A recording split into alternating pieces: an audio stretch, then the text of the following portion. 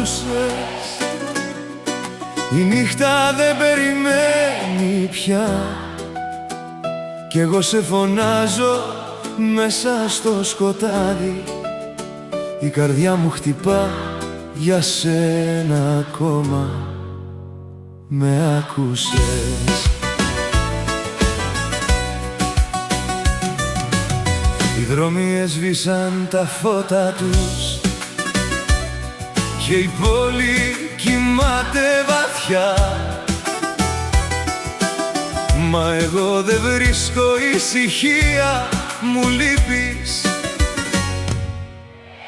Με άκουσες?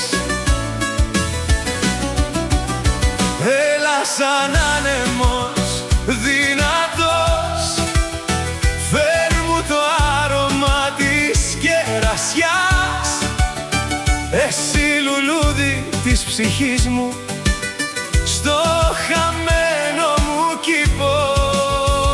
Έλα ξανά, μην αργείς, ξύπνα όλα μου τα όνειρα. Τη στιγμή που η νύχτα χτυπά στον παλμό της καρδιάς μου. Με άκουσες? Φτάνει πια να περιμένουμε την αυγή και το ασημένιο φεγγάρι να μας κοιτά από το ανοιχτό παράθυρο, λες και ξέρει τον πόνο μας. Να χορέψουμε βαγγέλους την αγάπη που δεν χάθηκε, χέρι με χέρι σφιχτά αυτή τη νύχτα.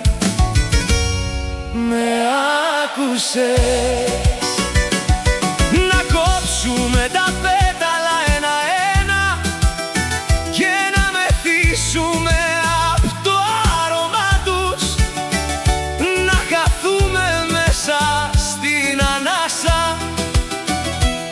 της πιο καθαρής αγάπης, να ποτίσουμε τα όνειρα με τον ιδρώτα της καρδιάς μας, να ζήσει αυτό που δεν τελείωσε, αυτή η αγάπη.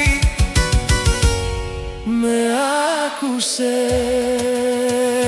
Έλα, απλά έλα, να σε δω ξανά μπροστά μου και να χαθώ.